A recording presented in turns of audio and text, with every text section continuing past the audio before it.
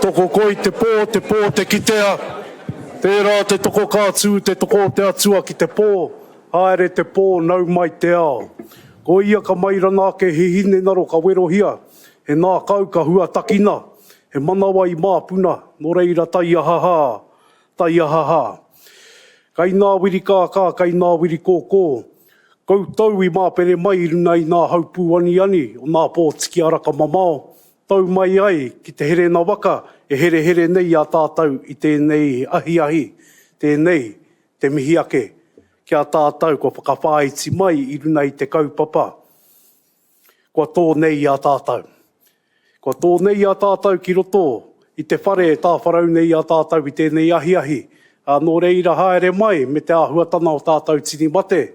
Rātau mā, kua unuhia nei te tapu o tua whakarere. Nō reira te tai e pari rā, ke te mai, ke te atu.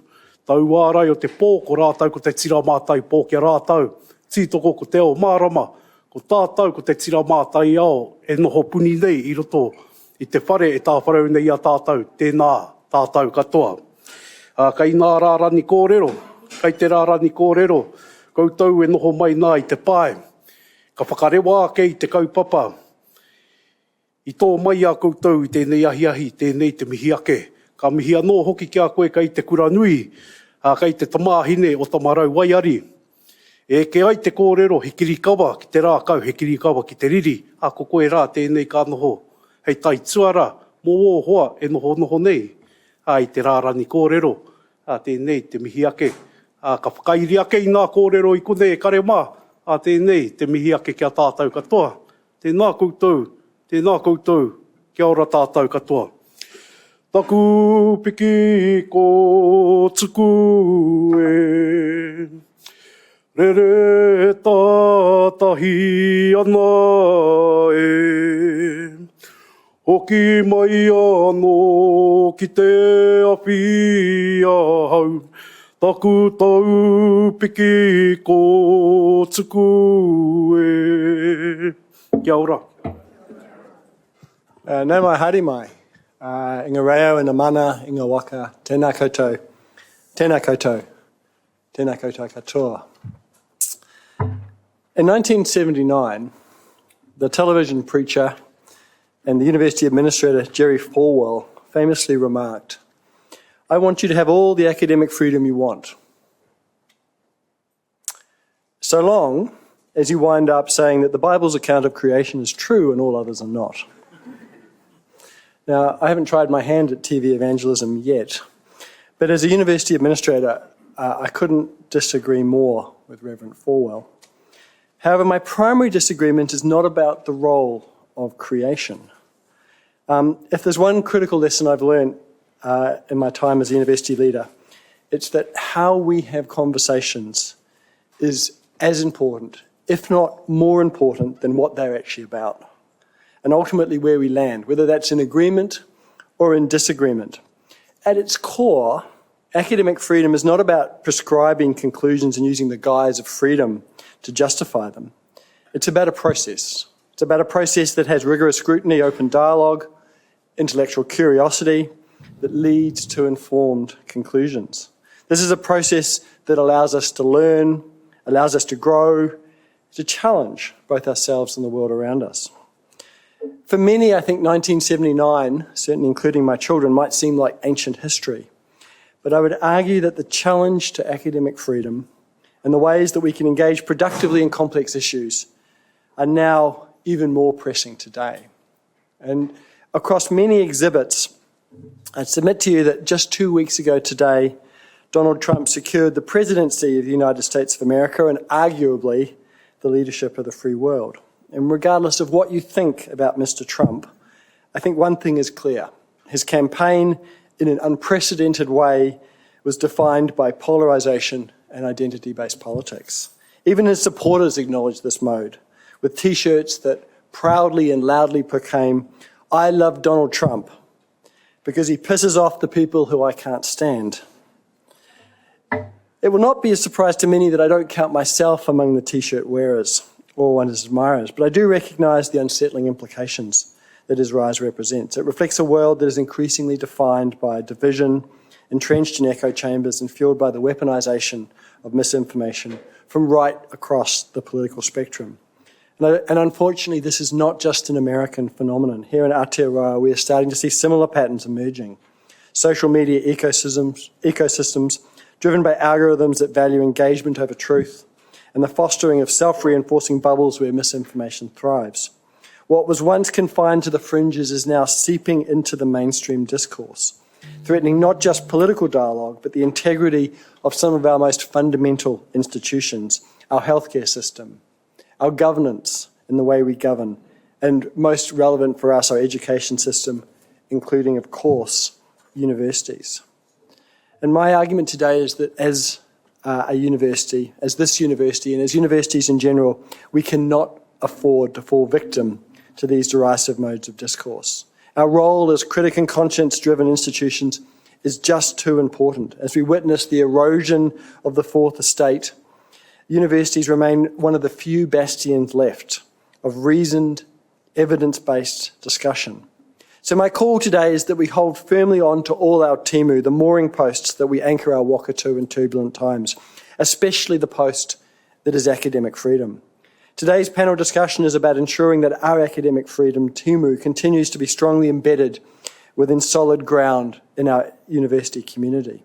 With this goal in mind, as many people here will be aware, we are currently consulting on our draft policy, which also covers freedom of expression and strives to strike that delicate balance between providing clarity and certainty while also recognising that context matters.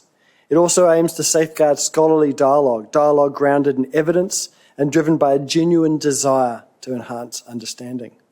And I think most importantly, it seeks to give our staff the confidence that this university, Victoria University of Wellington, Te Herenga Waka, our colleagues, the leaders and our wider community will support them as they exercise their academic freedom, even when their views differ from what our own individual opinions might be.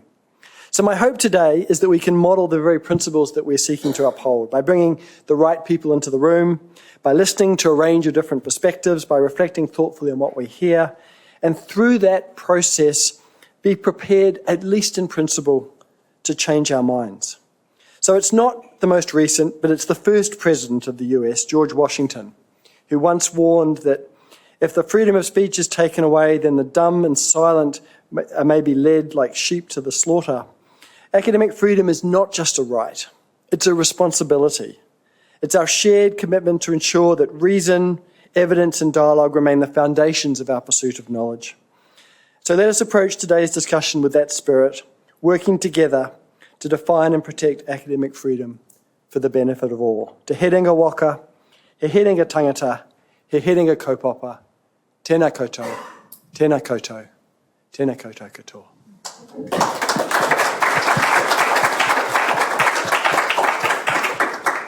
So I'm going to briefly introduce the Menti slide. This is a very interactive session. We're going to be polling the university's opinions on a range of different topics, guided by our very able panel and their equally able convener, Professor Longhurst, who I will hand over to now to introduce our panel members. Welcome to Te Herenga Waka, and thank you for coming and being part of our kaupapa today. Kia ora. Tēnā koutou katoa. No mai haere mai. Welcome everybody. Thanks for coming today. And as Nick said, my name's Robin Longhurst, and it's a privilege to be able to facilitate this panel discussion this afternoon. I would just like to say, before I introduce our panellists here, that Justice Sir Joe Williams passes on his apologies. He's unable to be here today. It turns out he had another engagement.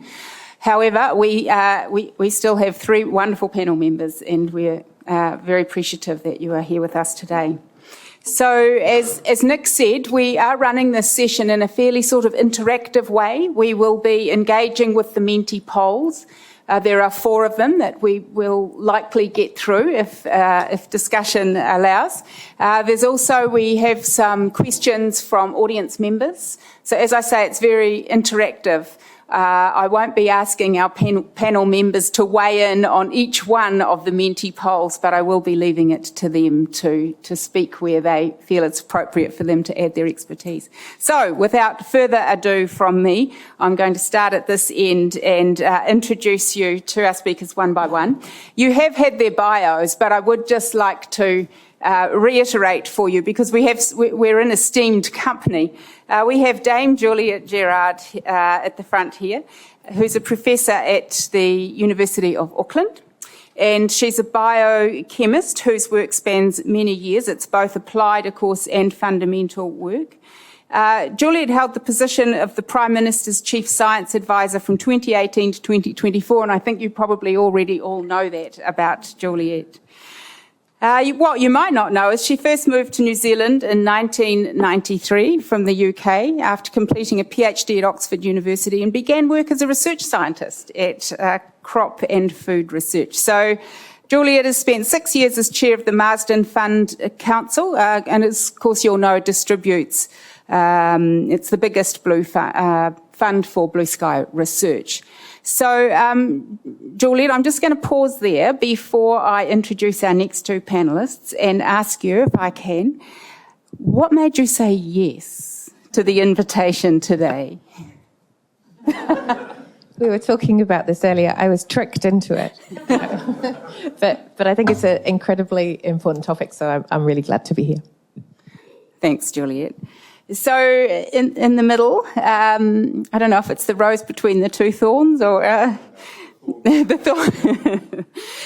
So we have with us our own Mike Joy, who's Senior Research Fellow in the School of Geography, Environment and Earth Sciences. And Mike describes himself as a late starter in academia, first attending university in his early 30s to gain his BSc, MSc and PhD in ecology. And after seeing firsthand the decline in freshwater health in New Zealand, Mike has become, as many of you will know, quite an outspoken advocate for environmental protection. Mike's received a number of awards for the work, including the inaugural New Zealand University's Critic and Conscience Award. And just recently, Mike, of course, you also received the Callaghan Medal from the Royal Society of New Zealand. So congratulations on that. So...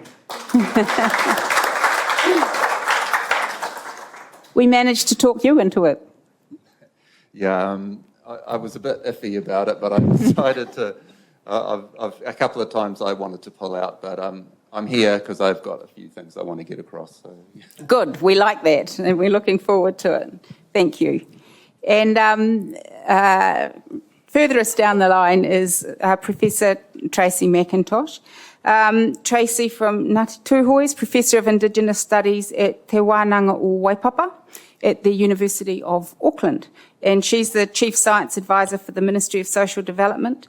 Tracy was a Fulbright visiting lecturer in New Zealand Studies at Georgetown University in Washington, D.C. and lectured at the University of the South Pacific in Fiji. Tracy, I know you've sat on numerous assessment panels, boards, advisory groups, commissions, too many for me to mention here. Your recent research is focused, of course, on incarceration, particularly of Māori and Indigenous peoples, and on issues pertaining to poverty, inequality and social justice, and I can't think of anything more important. So welcome, Tracy, and what enticed you to be here today? Ngā mihi ki a koe, a mauri ora ki a koutou. Look, I think I follow on in the sort of the ambivalence element. So there's definitely we've got something really very much in common. But yeah, I often talk about productive discomfort and what it can produce, and really reflecting on Ranganui Walker's work, where I think in terms of the nation he brought topics to us, both in his guise as an academic and also in his role as what he called a conservative activist. But there's this issue of productive discomfort about how we sit with ideas that are difficult for us. So since I speak about it, I thought I'd better put it into practice. Well, we're delighted to have you here today. Thank you. So we're going to go straight into our first scenario. It won't take you long to figure out that these scenarios we're going to put up are pretty curly. There's no easy answers to them. There's no right or wrong, so you don't need to be concerned that you won't pass. Some of them have got 3, 4. I think one of them's got 5 options, but the final option in each of them is an open field. You may have some ideas that are different from the ones that we've put up there for you to choose. So you can feel free to do that and then type in the open text, and we will be displaying both the numerical results of who chooses A, B, C and so on, as well as putting up the open comments. So be prepared for any comments you write in there to be displayed publicly.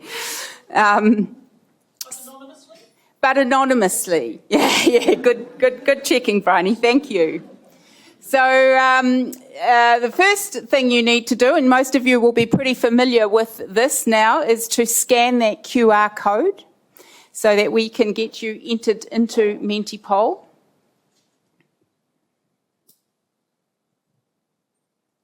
And then when everybody has done that, we will go to our scenario number 1. As I said before, I don't expect each of the panel members to weigh in on each one of the scenarios, but we'll leave it to them as to what they would like to speak to. Okay, I think we're good to go with scenario 1. So I'm just going to summarise. We have a lecturer or associate professor has an invited speaker. This person's known to have controversial views on gender, come to speak to a large sociology first-year class. The speaker engages in research on the topic, but some say that that research is not particularly rigorous. The lecturer seems to have a group that's split. We have some refusing to come to class, some who are saying they will protest, but we're not sure what that involves.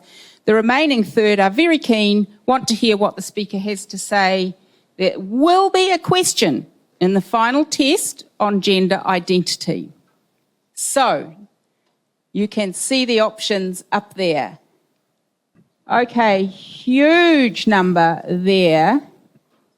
Can we flick now? I think we've huge number. I'll just carry on with the class. Risking disruptions, but a recording for those that don't want to attend. Wow, that's quite a resounding result on that one. Let's go, though. We have 20 people who have suggested some other actions. Let's go to the next slide and see what people would like to type into that. Okay, while people are putting their comments in there, I will invite our panellists, if there is anything you'd like to say to weigh in on this one, what you might do, or the resounding result for option 1 of just keep going with class but offer a recording.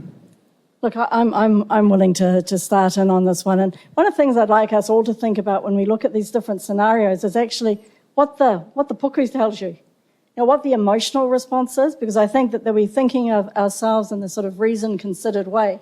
But for many of us, across these scenarios, there's a really strong response here. It's not here, it's here. And I think it's a really important element to think, what drives that? What drives that feeling that you get? Feeling that I get for this one, for example, why get it right here. So I think to consider this one, I want to consider it through a range of things. So one other thing about what do we expect of academics? What are our expectations of them? And here I'm sort of following sort of Zygmunt Bauman in terms of responsible speech. So sort of thinking about, you know, what does that mean? What do we expect in regards to considerations and reflections, in regards to methodologies, that it's not just a free-for-all? What do we think? What do we expect from our students? What do we expect in terms of ethical tikanga considerations? What do we think about those sorts of elements? So I think that those are sort of important ways, whatever the scenario is, in reflecting across those particular areas. I also want to know, on a lighter note, that if we get a third of the students into the class, it's sort of a contemporary anomaly. But anyway, a light side on a serious topic. I think one of the really important elements when we're talking about speaking truth to power is who is powerful, and the incredible differential impacts of decision making across groups. We know that particular groups that are marginalised have far worse outcomes across health, across justice, and across all of those things. We have to be thinking about that in terms of what responsible speech looks like. For me, if there was a different element of looking there, I think that it's important for us to contest these types of issues.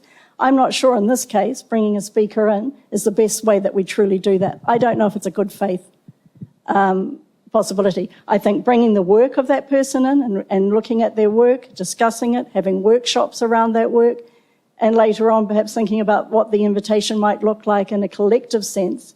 But if we talk truth to power, and we actually, one of the things I see with academic freedom, and particularly the discussions we're having at the moment, we seem to be producing, and Garrett Cooper has talked about this well, we seem to be, producing these really powerful victims. That really claiming victimhood from incredibly powerful platforms. So that's what I'd suggest. I think for me, it's not an easy, just do the class. Disruption's not a problem for me. You only have to look at yesterday on the absolute incredible importance of disruption. But just disruption for disruption, without taking all of those things into account, I don't know if we're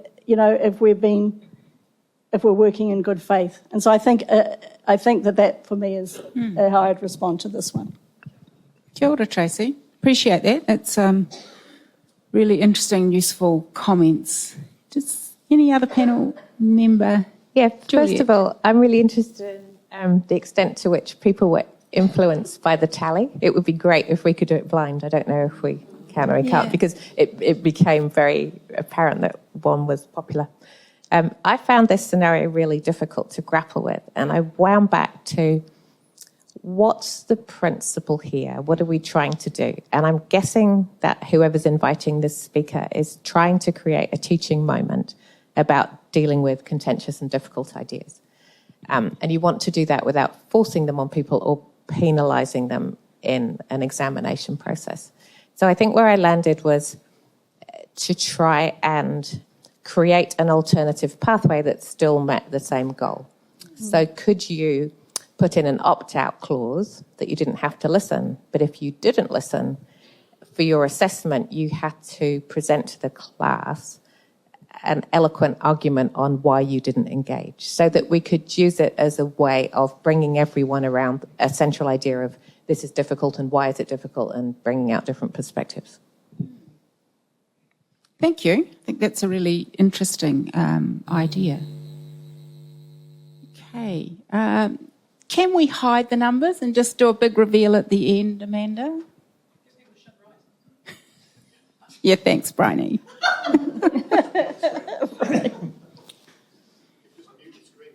Mute the screen. But then, can we? No. Okay, you can see on the phone as well. We just need to go with that. Okay. Okay. Try not to be swayed, everybody, by the popular opinion in the room. Okay, let's move on to scenario 2. We have one here involving academic freedom and research. So to summarise the scenario, you have a senior lecturer, an expert in chemistry of rare earth elements. She believes her work is the future to green energy storage. Her work's attracted a lot of attention from New Zealand Green Mining Corporation, who've just been given licence to operate a mine in a conservation estate. She's keen to work with them, about to sign a research contract. Head of school says no, and refuses to give approval for the work to be carried out in the school. And you can see those scenarios, responses to that scenario there. Okay, I think I'll invite any one of our panel members who might want to speak to that before we have a look at the open field comments. We have popularity, again, with A, but not overwhelmingly so, as in with the last scenario. I just find it so unrealistic as to be hard to imagine that anything... I mean, mining's been going on in this country for forever. Sorry, not forever, but for a long time. And university academics have been involved in that work, and whether it's gold or silver or coal or all of those things. And I would doubt there's ever been a head of department that's told that person not to be involved in that. I think that's so unrealistic, and then to throw in the renewable energy kind of thing as it's it's a kind of a bugbear of mine, and it's what's making some of my work recently supposedly controversial, is pointing out that the idea that we can switch to some magic new energy source as fossil fuels are not available anymore as a way of carrying on living like we are, and sort of that being seen as green or environmental is a real problem, because if we do go down that pathway, we are just going to destroy what's left of the planet that we haven't already destroyed using fossil fuels. And so that would be the kind of scenario that I would like to see around the freedom to speak up about the potential downsides of the whole idea that we can carry on living like we are, and especially in the wealthy part of the world. The 50% of us in New Zealand who are in the top 10% of wealth in the world, who are doing more than 50%, 75%, according to some measures, of the harm on the planet. So, yeah, just to come back to the question, it's so unreal as to be difficult to talk about. Thanks, Mike. You could be the head of department, right? I just said that Mike could be the head of department. It makes it a little bit more real. No, yeah, I'd say go for it, go for the research, but yeah, we need to be calling it out. Yeah. I want to add on to Tracy's point about the feeling in your gut. And that's, I think, heavily influenced by your training. So full disclosure, I trained in chemistry. And when I saw that, I'm like, well, of course it's A. I was the least thoughtful in the place where I knew the most. And I think that's worth thinking about, because we don't naturally bring in other perspectives. So my gut reaction to this one was, obviously, it's none of the head of school's business, but someone should tell her to go and talk to Mike Joy.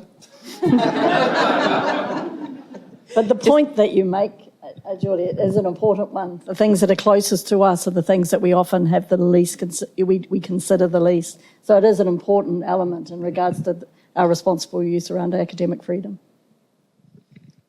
Okay. I think we can move and have a look at the another set of actions slide now to see. To Mike's point on realism, I did have a similar situation when I was a lecturer at Canterbury, in that I was offered a contract from the US military. And I was hugely conflicted about that and worked through it. And it was fundamental research all in the open, literature, blah, blah. And I came to my own conclusion that it was legit and I was going to pursue it. And I did have huge pushback from various points in the university, because it had never happened before. So there are scenarios where it might happen, maybe not with that specific scenario, but in other scenarios. It took a long time to work through it.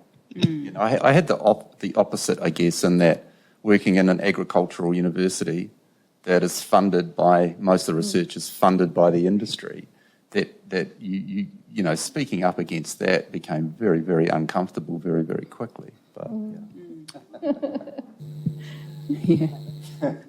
I've noticed both in the last scenario and this one, the VC's come up a few times, Nick. We've got talk to the VC in this one, and last time we had the VC make the decision about the class on gender. Yeah, can we scroll it? Oh, yeah. Yeah, oh, look, Yeah, good. let's- Okay, great. So we're just coming to grips with the technology here. People, as Bryony said, bear with. Can I comment on that one about does it conflict with the values of the university? Because that was another thing that came up where people would, you know, I'm in an agricultural university talking about the impacts of agriculture, and people would, editors from rural publications saying to the Vice-Chancellor, why doesn't your university have a policy? How can you have this guy saying this and this other person saying the opposite?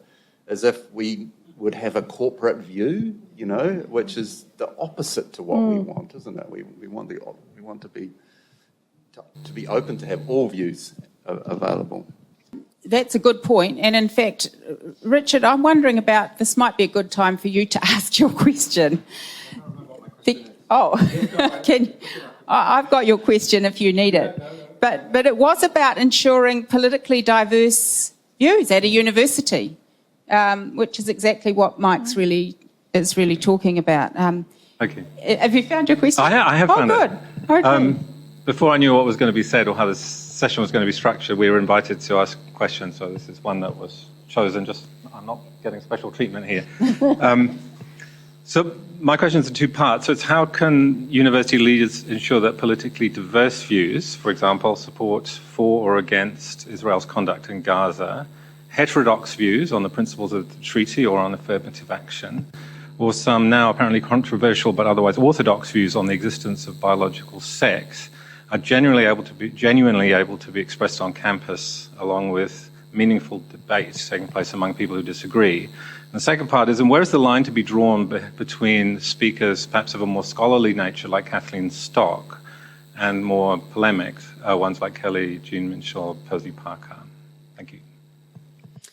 Thanks, Richard. And I chose Richard's question out because there were a number that came through from people along similar lines. It was there was another one from somebody who'd said, while they are politically left of centre and so are their colleagues, they said they don't think that's healthy and that universities should actually foster political diversity. So, but how do we have those conversations productively? So I chose Richard's question out because there were a number on that theme. So I'd be interested to hear from our panellists what your views are on tolerance for sort of more radical ideas or from a whole range across the political spectrum. How do we foster that kind of environment at a university?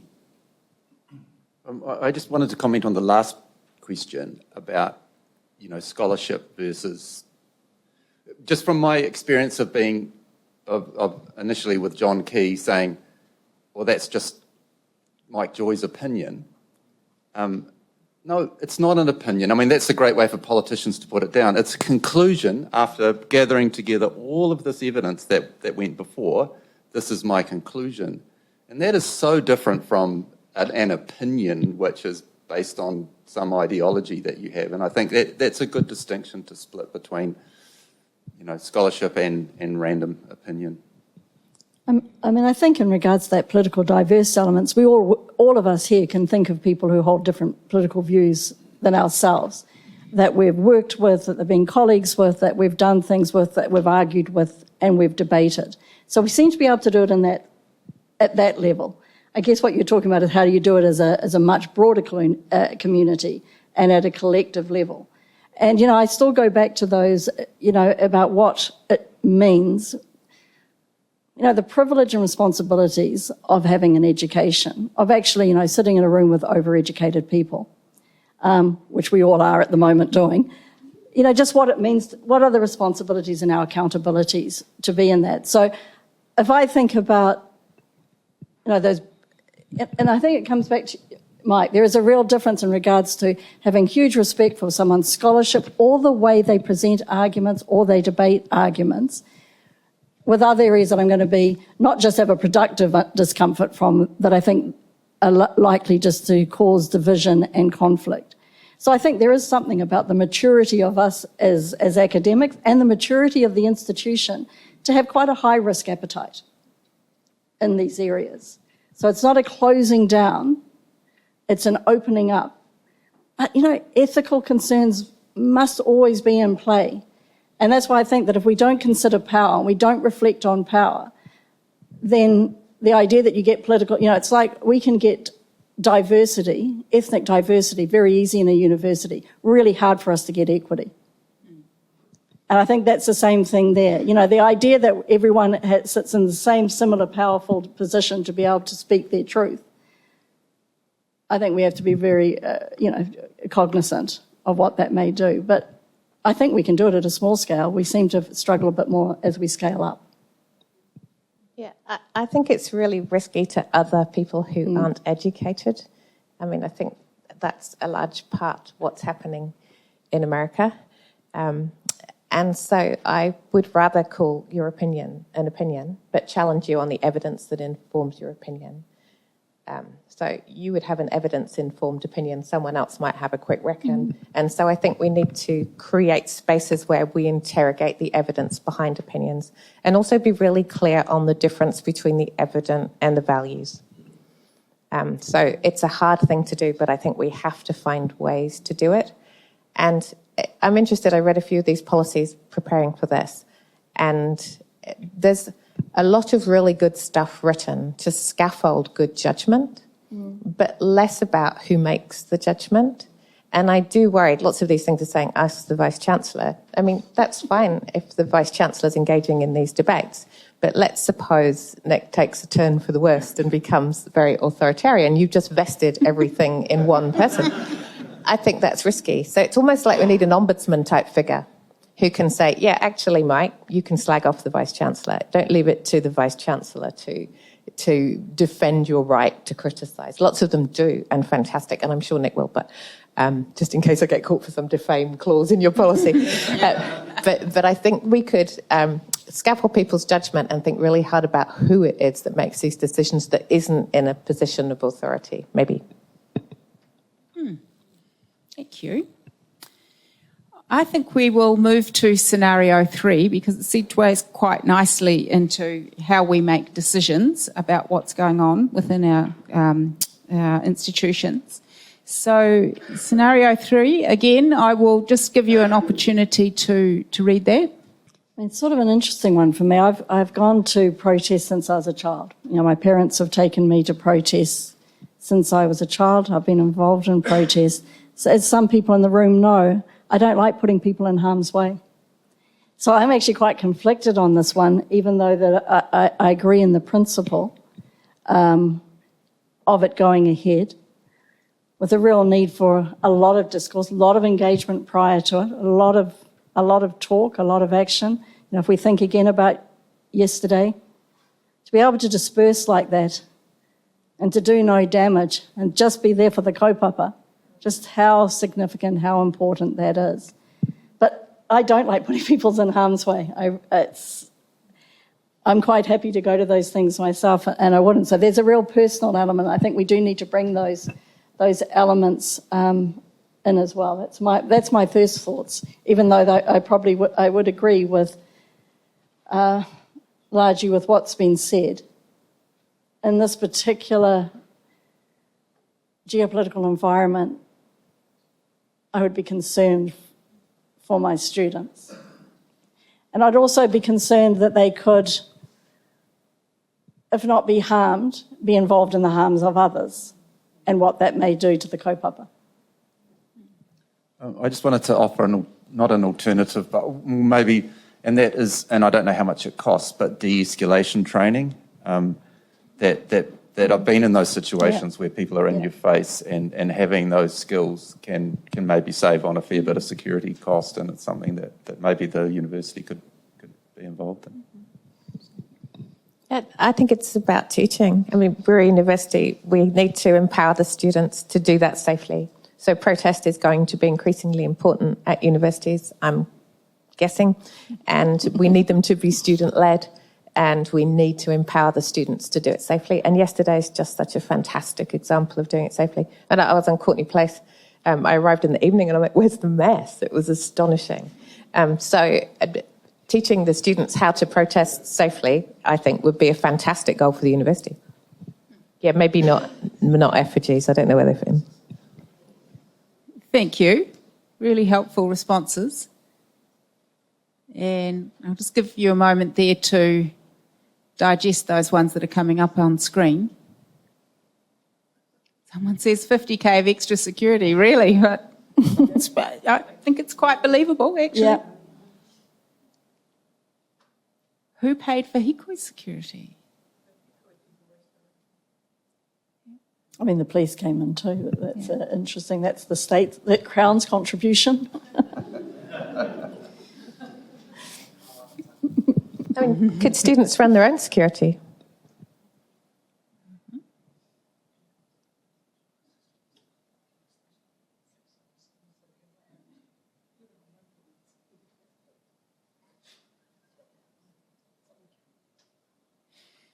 I suppose and the next question that follows on from this too is if the students decide that they don't want to leave after the protest and we end up in an occupation situation, and how that might provoke, again, a different set of responses at that point. I think all of these are on a, context by context basis. I think that many of us recognise that occupations have been done in the past and that they've been just reasons for it, and there will be occupations done in the future that have very just reasons for it. Occupations are often a reasserting of mana motake in places that have been taken. So just having an occupation is an immediate way that we respond to the notion and the nature of an occupation. Again, I think there are principles that come into place, and certainly an occupation on university grounds, there's health, there's safety, there's a whole range of those issues. But I don't think you can have a broader regulatory environment that looks at the way that we might make our decisions rather than having a regulatory environment that's already made that decision.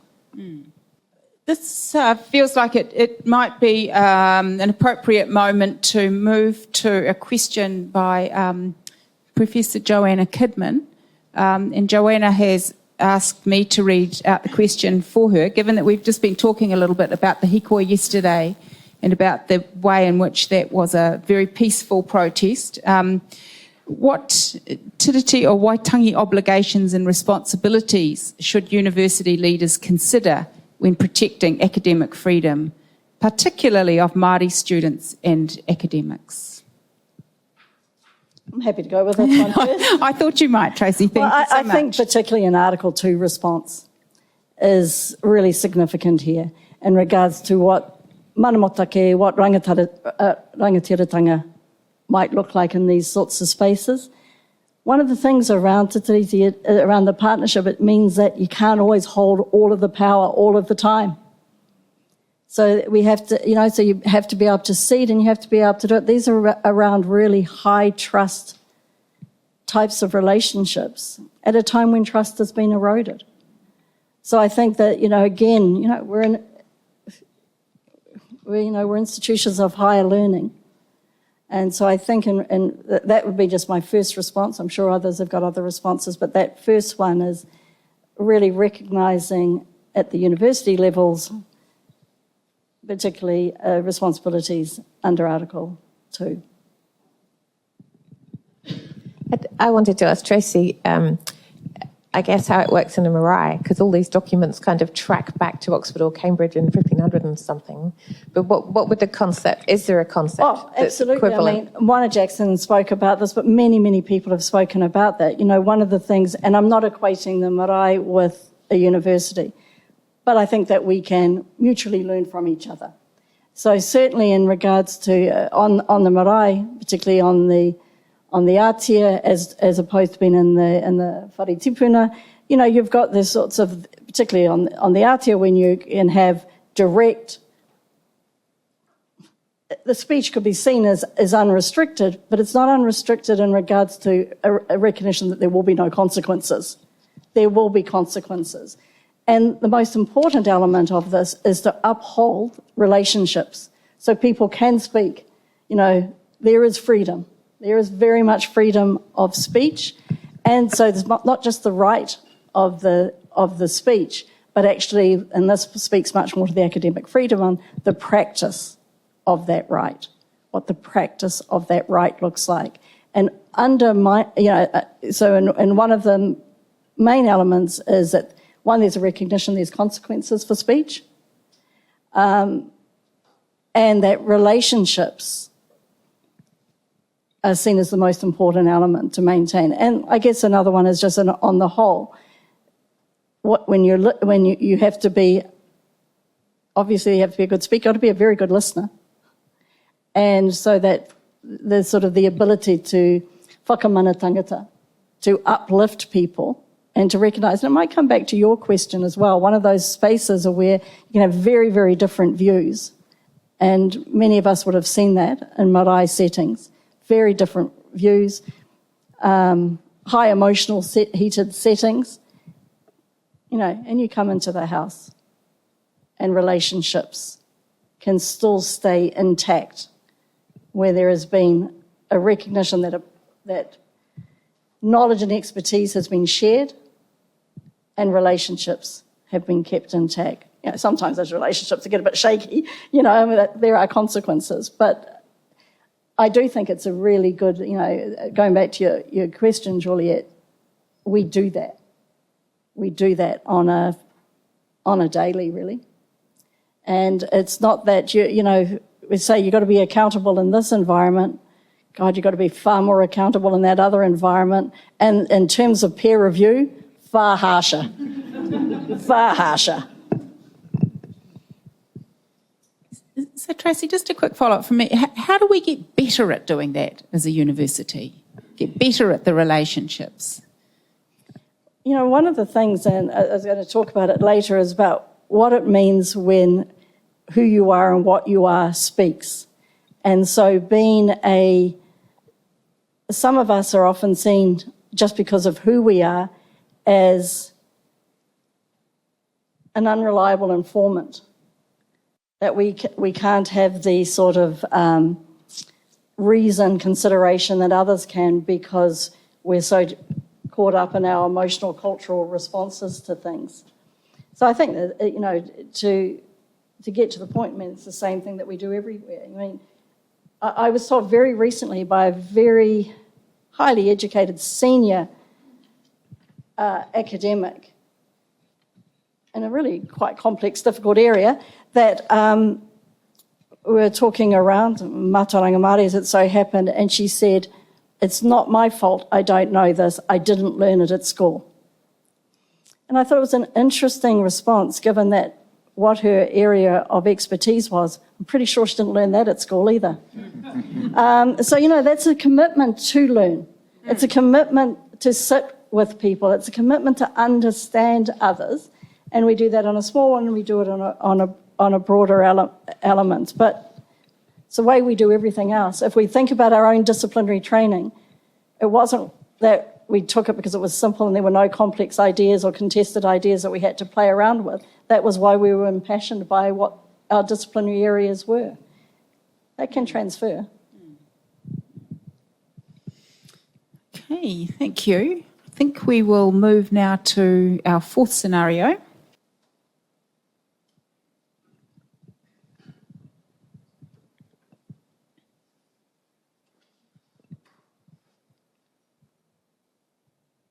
So a lot of support for the third and the fourth one here, especially the making a public statement in the media supporting the academic staff member, telling the politician that universities need to uphold academic freedom, and so there's little else to be said about the matter.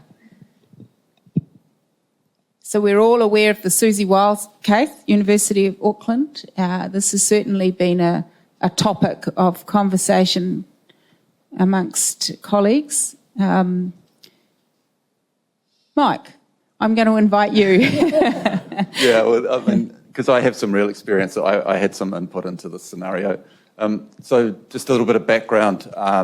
When I was at Massey, the Vice-Chancellor was Steve Mahari, and I didn't realise until quite a long way through, but the CE of Federated Farmers was Connor English, brother of then Minister Bill English, and he would, according to Steve, ring the university every few weeks and demand that I be sacked.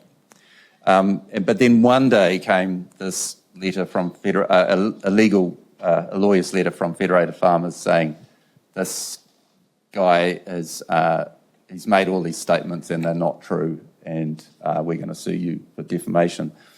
And it turned out that the article they were referring to that I'd written was the version they'd read was in a hard copy, and in the online article, the whole thing, well, what it was that everything I'd said was referenced, and I could just hand over within minutes to the Vice-Chancellor the referenced version, which was then sent to Federated Farmers, who then we never heard from again on that topic, which tells you a few things. That what worried me was that this big organisation had thought these things that I was saying, in this case about the state of fresh water, was wrong, but only because they live in this kind of bubble, and everything that I said was referenced, to the nth degree. But so in that case, the response was, and Steve Mahari said to me often, that as long as you play with a straight bat, was his term, we will protect you, we will back you up. But never once did I have, through all of the trials and tribulations that I can think of, did the university ever come out in support of me. They just, the best I could ask for was silence. And it was New Zealand Association of Scientists who came out in support, New Zealand Ecological Society, and individuals who came out in support, but never, in my experience, the university. Something similar happened at this university, at not Nick, but a previous Vice-Chancellor, and he immediately took the complainant to be right and me to be wrong. This happened on a couple of occasions, that I had to then go through some kind of, process of defending myself. I was presumed guilty until I could prove otherwise. So, I mean, it's heartening to see what the people voted for, because that's what I would love to have happened, but that has not been my experience up until now. And I hope that Nick will, it would be so nice to think that when we take on this role as critic and conscience, that the university came in behind us and supported us. And because I think the public and the awards and things, if anything, show that they appreciate that work. Why doesn't the university appreciate it? That's the sad bit for us, I think. Thanks, Mike. Thank you, Mike. Juliet? So as it's written, it's easy to answer because it's solid research and we're defending truth and beauty and academic freedom. What if it was shit research? That's a good question. For those who might not have heard it, what if it was shit research? So it changes. Exactly, who decides? It's back to that. But we have had that scenario play out in New Zealand in the pandemic. And then what? I think that's much harder. Just to put the cat amongst the pigeons in all of this as well, we would have those colleagues who would argue quite strongly that universities need to adopt a more neutral kind of position, and so need to be careful about when they come in and put their weight behind academics and when they don't. And of course, it's going to depend on things like what's been the peer review process, the quality of the research, and so on. But the point was raised earlier about us being a very broad community. We don't necessarily all share the same values. We don't involve ourselves in the same kinds of work. How do we create a place where everybody has a voice? I mean, I'm playing devil's advocate here. If we are continually kind of going in to support academics on one platform or another. I mean, I think there would be people who argue that. I think there was a good argument in there around the need for senior leadership to really work hard in explicating what academic freedom is, so that you might not have to do it then for every individualised case. The fact is people don't understand it well, so that may be that particular role. I think the notion of neutrality is just a falsehood. And so I just don't think that as a Institute of Higher Education that we can just act like that's a real thing. I'm a sociologist, but I don't think you have to be a sociologist to know that that's just like not true.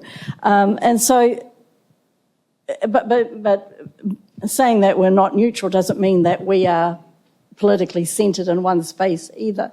But we recognise that there'll be different types of priorities, and if we're looking at it as a straight government one, they have their own priorities. So many of us can do things that might go under the radar, and many of us it's going to stick out at one time or another. And that's why I think that much broader work becomes even more important. So that then when the university does need to come in at a specific case, there is a much broader underswell that you can point to, that you can suggest, and that you can look at. But yeah, the notion of neutrality, which I've heard argued recently, it just seems ridiculous. It's just not true.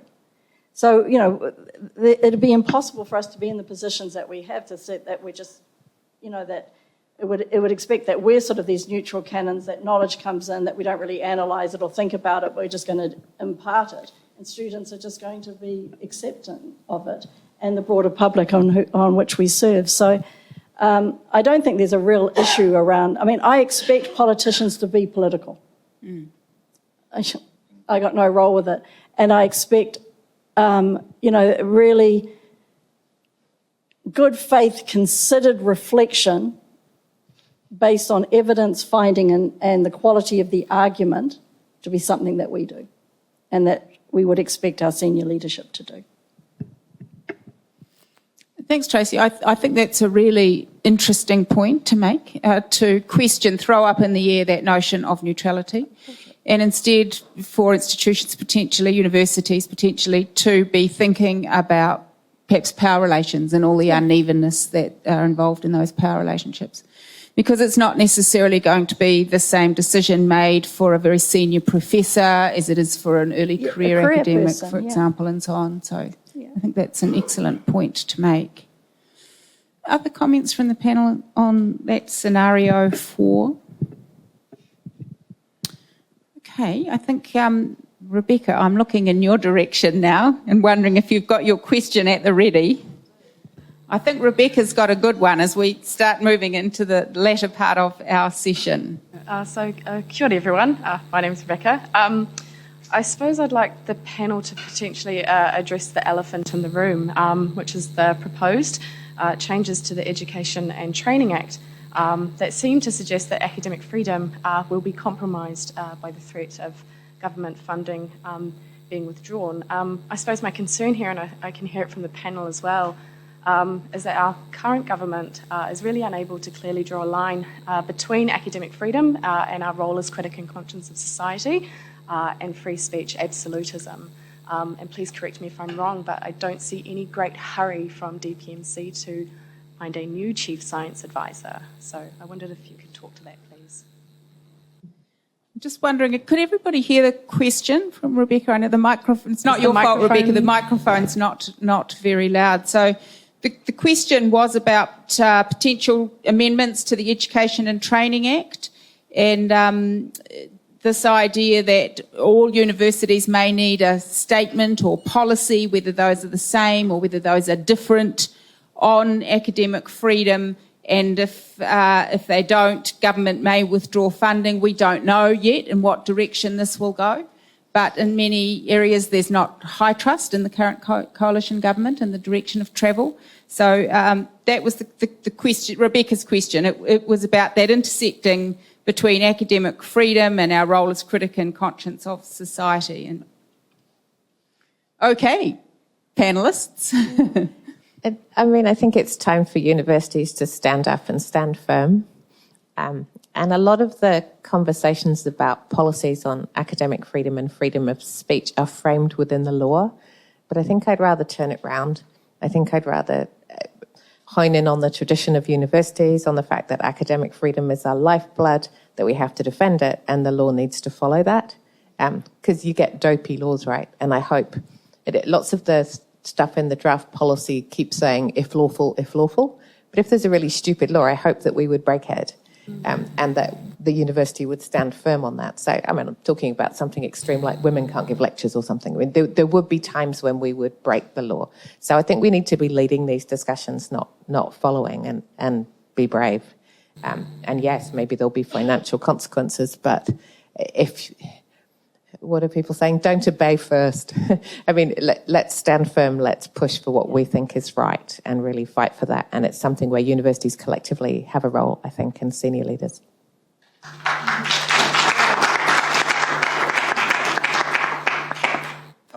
I just wondered, is there any threat of the critic and conscience part of the Education Act? Rebecca? I don't think there's any threat to critic and conscience, but I think there's a real disconnect between what the current government, or particularly the party responsible for that, those proposed changes, and this concept around free speech absolutism, that free speech is kind of just across the board, you can say what you want and it'll be protected, and that's very, very different from academic freedom. And as Tracy pointed out, I think that is completely misunderstood by the public. Because I see the difference, they kind of get lumped together, academic freedom and critic and conscience, but I see the critic and conscience part as a responsibility, that it's so crucial that we academics, like in my field, freshwater scientists, 95% are in institutions that are unable to speak up. They're not allowed to say anything. So that throws the responsibility on us to be that critic and conscience and to speak up. And I don't know, some people just don't want to do it, and I get that, but I wonder how many are worried. Well, it definitely threatens opportunities for funding. Is one reason why people stay quiet, and that's so it doesn't. It cannot be in a policy. It's just a fear that you have, and a justified fear. I think that if you stand up too many times, you'll just not get funding for anything. It can, in rare occasions, go the other way, like it has with me, where the last 3 roles I've had have been funded by outside people outside of the university. So sometimes you do get rewarded for being the squeaky wheel, but in most cases not. So, yeah, I would like to see more. I can see how they're trying to undo this, and this government would like to undo that critic and conscience role. So, yeah, I think it's a responsibility rather than a freedom, that academic freedom part of it. Yeah. I mean, I think it's, we recognise there's a global turn there, and it's very interesting around sort of that free speech absolutism, particularly where you've seen it in the US and states where it aligns with, books being banned, whole departments being, you can't have, critical race theory, you can't have all these book lists. So you've got this free speech absolutism that actually is not.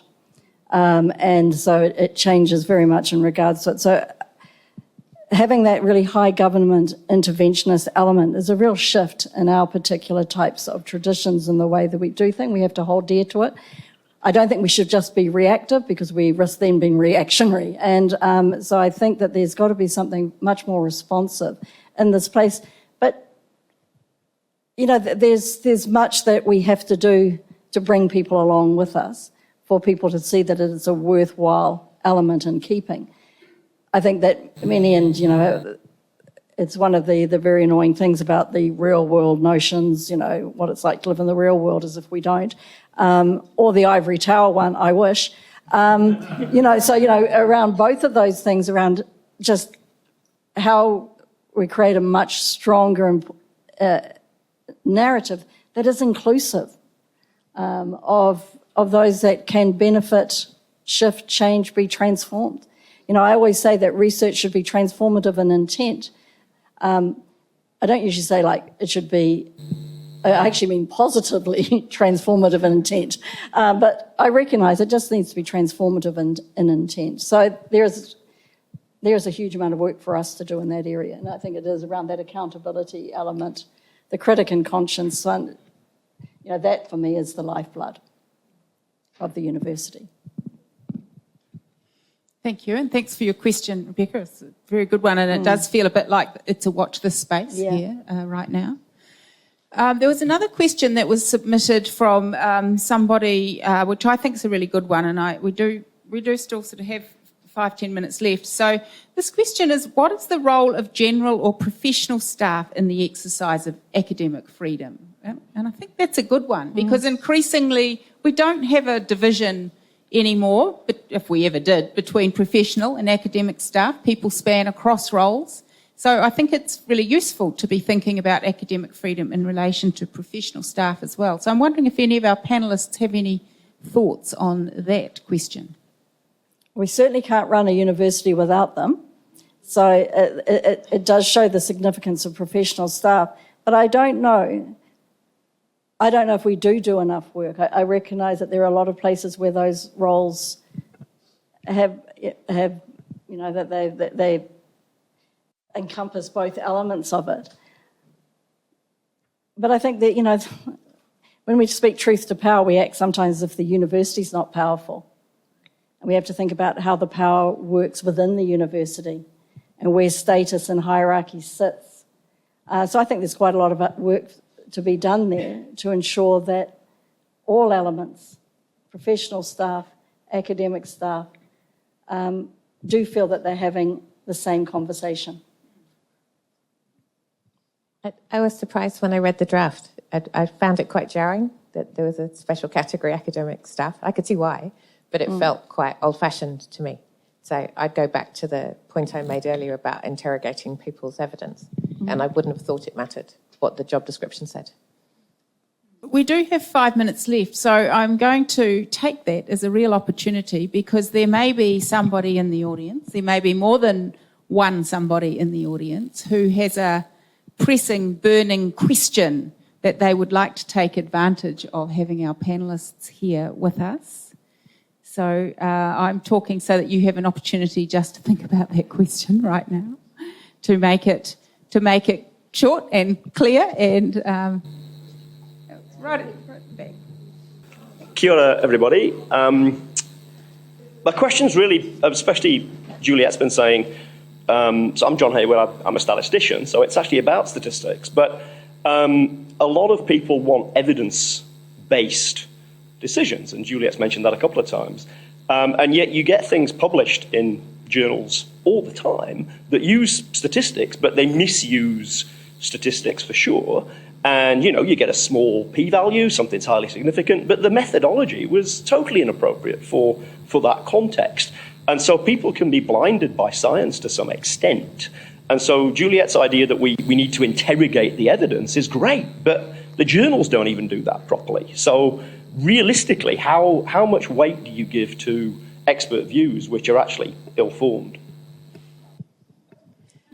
So I think it's about consensus. And Naomi Oreskes writes really well about this in Why Trust Science.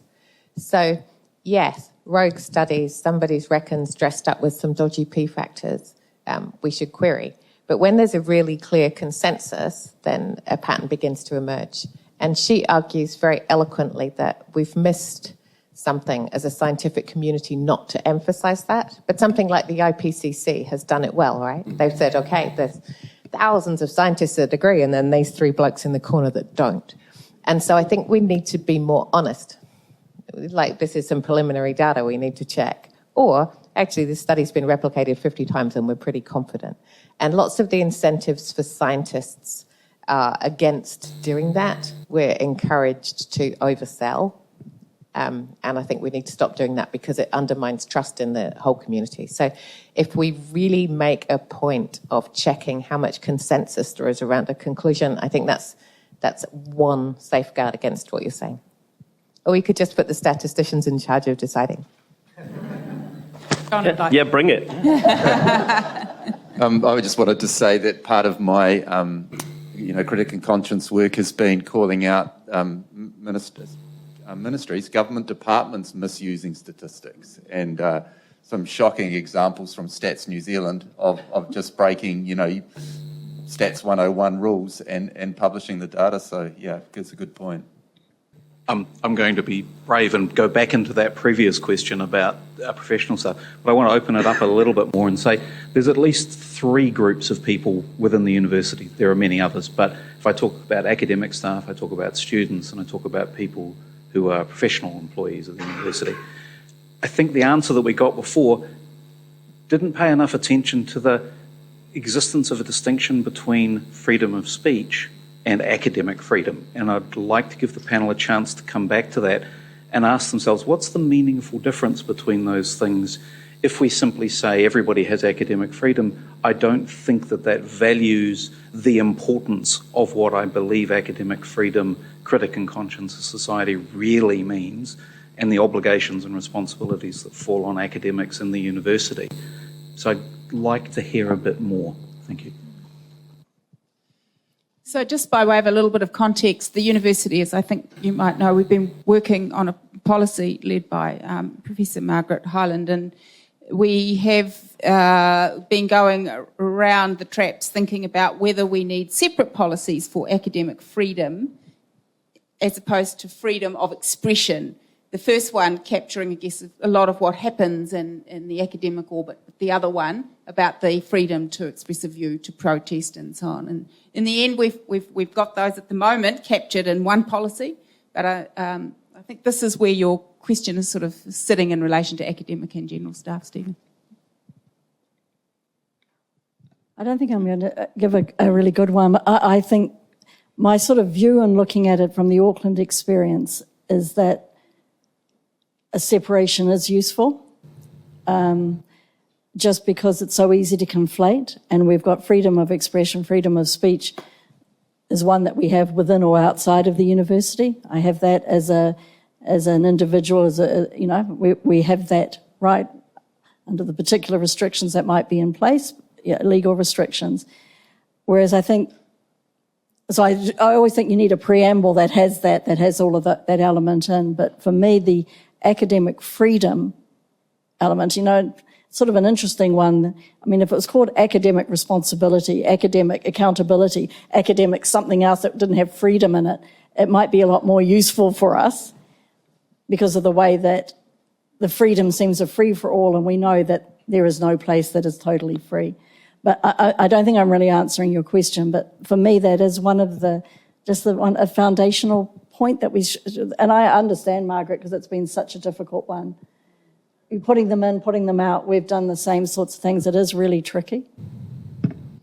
Yeah, I mean, and in New Zealand at least they're in different acts, right? So everyone's got freedom of expression. I think my answer to the previous question comes from my background in the sciences. So there are many professional staff that are doing deep academic work who feel excluded from the academic this, academic that. So they are technical and academic experts in their field and will be co-authors on papers and things. So I think it's an arbitrary distinction, which is why I think we need to interrogate it case by case. But I think maybe the gut reaction to that question is grounded in colleagues that I've had who are deep subject matter experts on it. Okay, we'll go. I think we'll make you our lucky last. Kia ora koutou. Ko te mea tuatahi me mihi atu au kia koutou. Mō tō kōrero, tino hira hira. Ko Ellie Urukawai tōku ingoa. I'm a lecturer in psych. I just wanted to say thank you first for your conversation. It's been really, really interesting to me.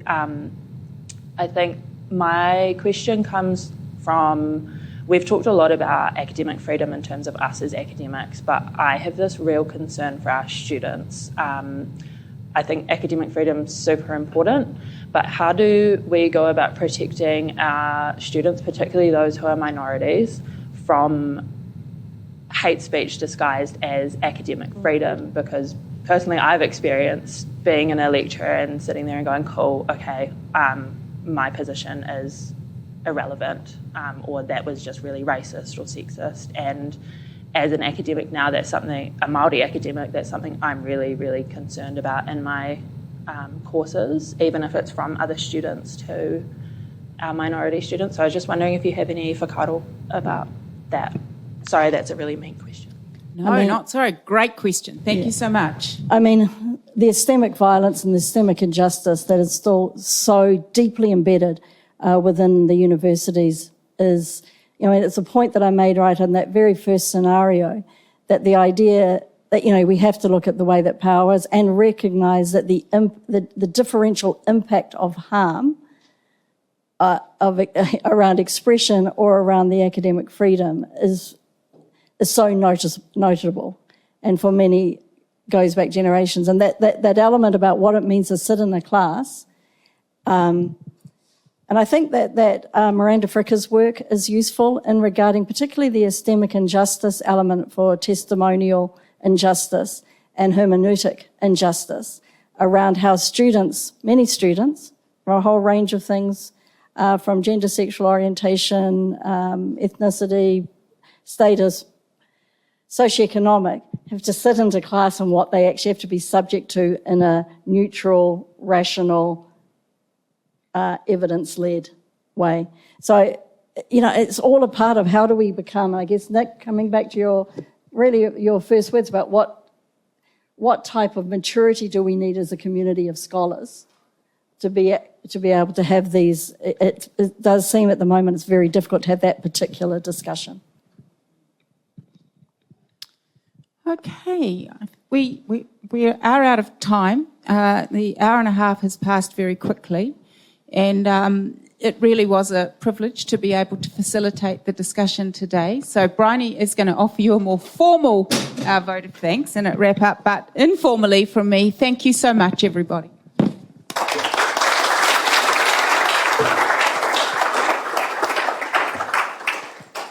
Tēnā koutou katoa. It's my great pleasure today to extend the vote of thanks to our panellists, all of our panellists who expressed some ambivalence about being here. Juliet was tricked, Mike was iffy, and Tracy was prepared to sit in productive discomfort, and Robin wrangled us all through 90 minutes of fascinating conversations. So thank you for that. The productive discomfort framing, I think, is a good framing for what we saw in the scenarios that everybody engaged in. In the first scenario, many people went with their gut, but Tracy pulled us back and reminded us to think and pause and to uphold the manner of all involved in that. We have to think about responsible speech, and we have to weigh the concerns of everybody involved in these conversations with an eye toward understanding those power dynamics that our last questioner raised as well. We need to be alert to powerful victims. Always a good reminder. The second scenario Mike found unrealistic, and I am relieved that he did.